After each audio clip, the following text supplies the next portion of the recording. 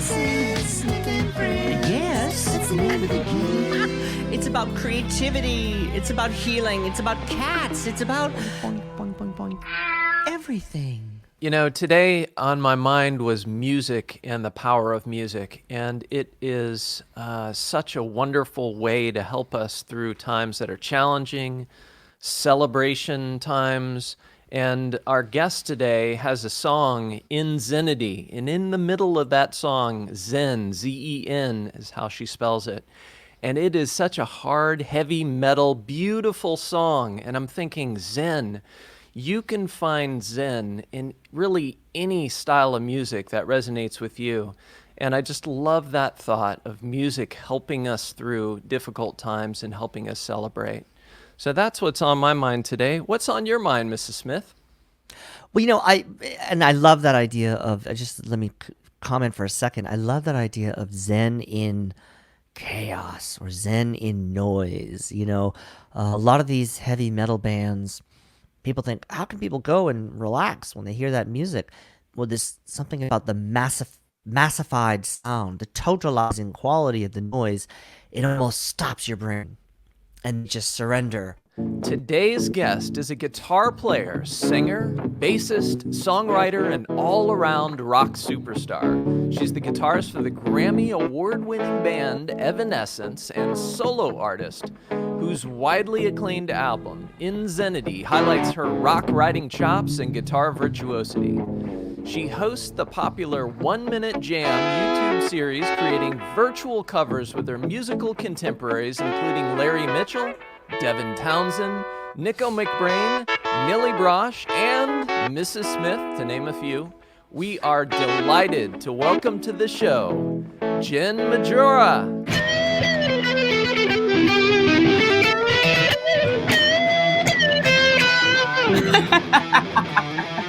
You are a rock goddess of the highest order.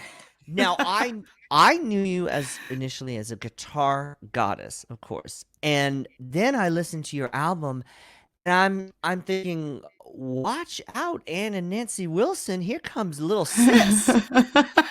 Here comes baby sis. That's a nice compliment. Thank you. She's coming up behind you, honey, with the killer vocal, and she's a 2-1. She shreds like Steve Vai with killer heavy metal riffs, and she's singing absolutely in her own voice. Thank you so much. And so much humor and pathos and personality, which I find has been, has been somewhat ironed out of a lot of the rock I hear. You bring so much humor and also what I love Drama Queen. Can I say I love Drama Queen? And I thought that was your track. I'm done looking for my Drama King because I'm dead down there after marriages. But I love the sexuality. And I love the ownership of the sexuality. It's like metal Madonna, I think Inzenity, what really inspired me to do Inzenity was my first album I wrote, and I kind of made a lot of compromises because I didn't know how I really want to sound, and I didn't know what people expect me to sound like. So I was kind of like, I want to sound like this, but maybe this is too much on one side. So I'll make the compromise and just go halfway that way, halfway that way. And for Inzenity, I really decided to just fuck all the... Can I say fuck on your podcast? Say it. This is a free fuck. space. Okay, good. So I was kind of like, fuck all the mainstream rules. I just want to do what I want to do. And if somebody tells me I can't, fuck you too, because I can. That album has one instrumental track. Everybody expected a, instrumental shred album. But the thing is, I am not one of these. I'm not like that. I play guitar for the sake of the song and the music. So if the music demands, I can do that. But I mainly started Inzenity as a songwriter, and I just I like to listen to so much diverse music. So if you go through my I don't really use streaming, but if you go through my playlist, it's kind of like I don't know, it goes from Lady Gaga to Lamb of God, Arch Enemy, back to, I don't know, Madonna or Elton John. Then again, we have Five Finger Death Punch. Then we have, of course, Mr. Steve Vai. It's so diverse. And then I thought to myself, why should I limit myself in songwriting when I don't have to limit myself when it comes to listening to music and be open-minded? So in Inzenity, like the title track, that is probably the most craziest track in my personal opinion, because we have like a solo that is completely bebop jazz rock with a walking bass line and shit. And then the verses are pretty poppy, and then the chorus has some oriental kind of flavors as well. And I just like to mix it up, and I'm very, very, very proud of what Inzenity became in the end. I mean, we published that album, I think November 2017, and I am beyond proud because that is literally me. There is no compromise, there's no nothing. It's just me. Is she gone for good now? I can play some like Unacceptable. Unacceptable. Unacceptable. It's unacceptable. I won't accept some things that I just can't take. I want to speak to the manager. Speak to the manager. Want to speak to the manager today.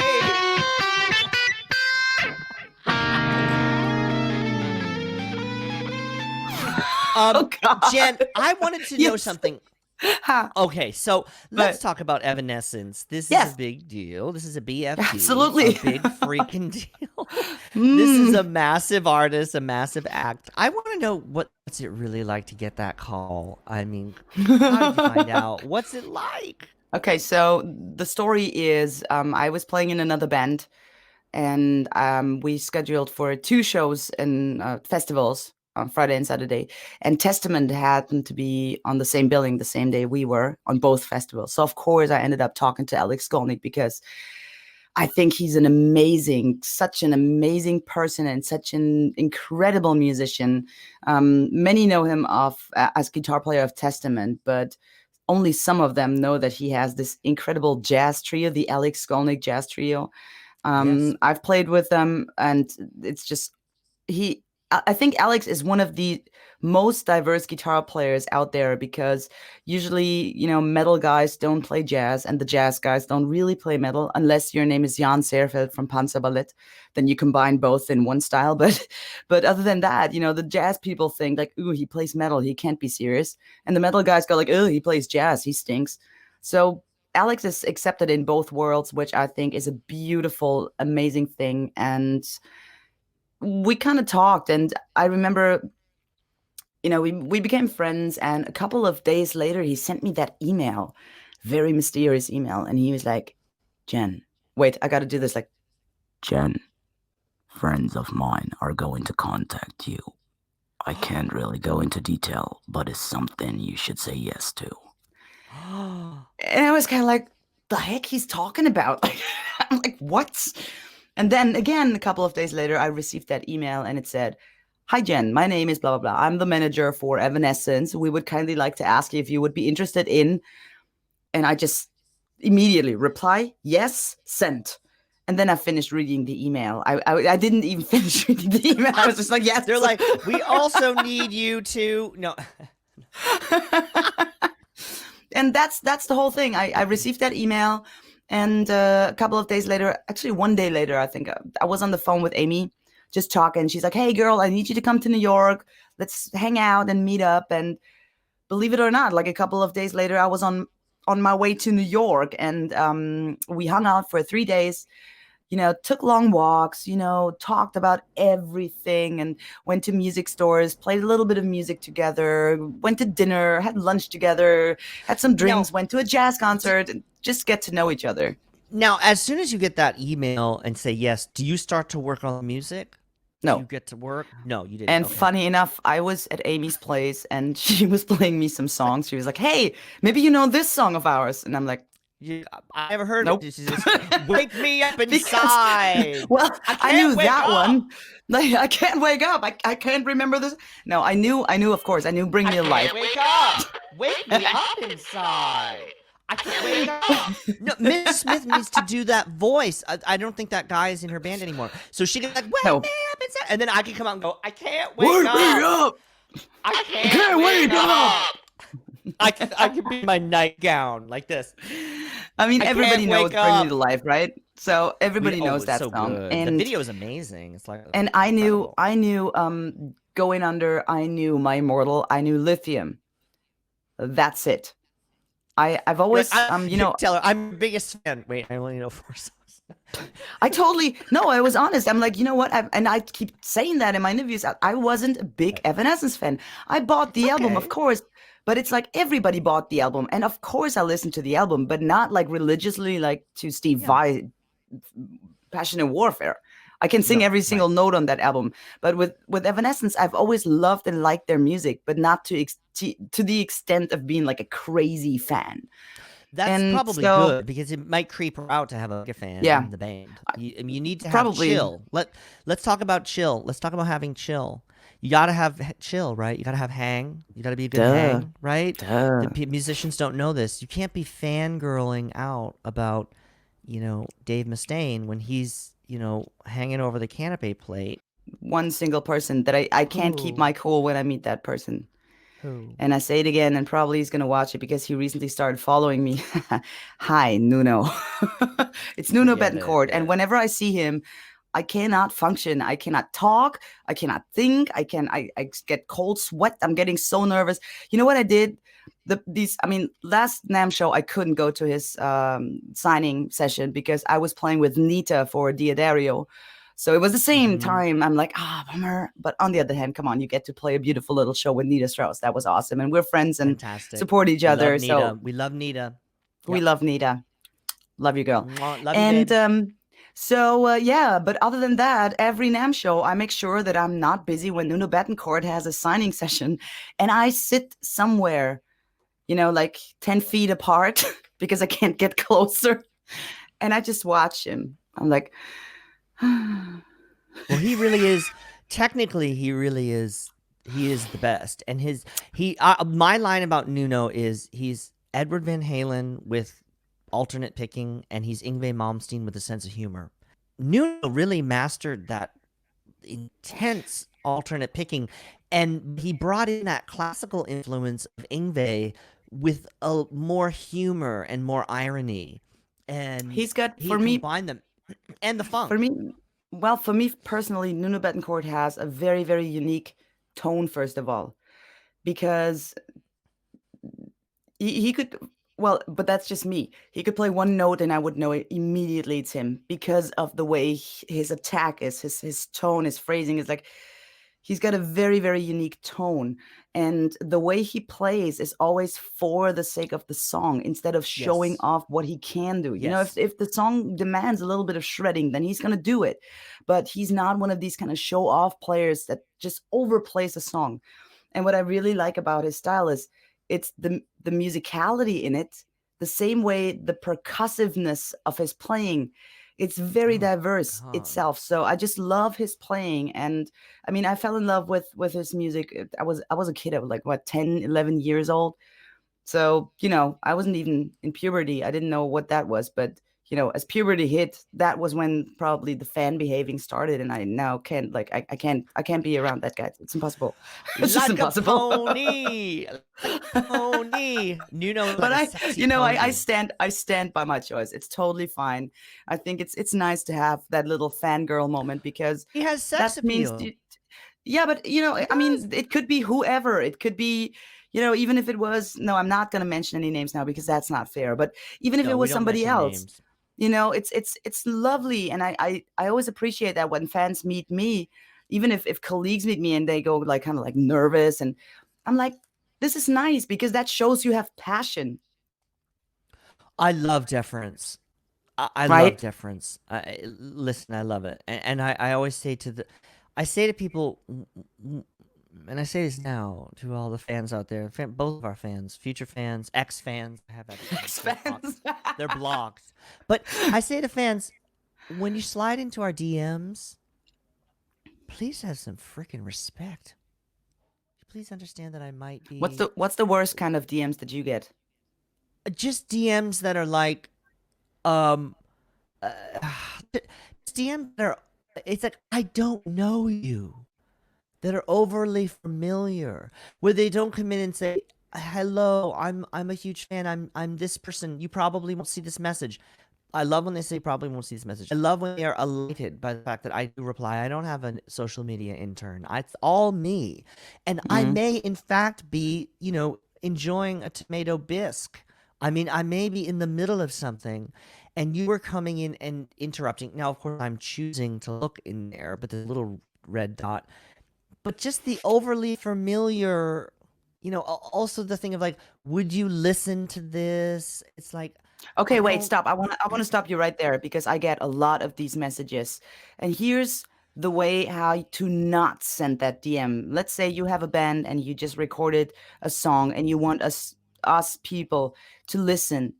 The worst thing you can do, and this is not just only about me, probably about everybody. So you write that message, that DM, and it says, "Hi, it would mean the world to me if you could listen to our new song, Link." So Now I see rude. that DM and I'm like, why Rude. would I do that? Why?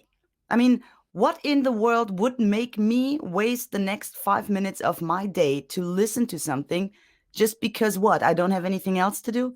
This might sound like really arrogant, but it's not the way you do it.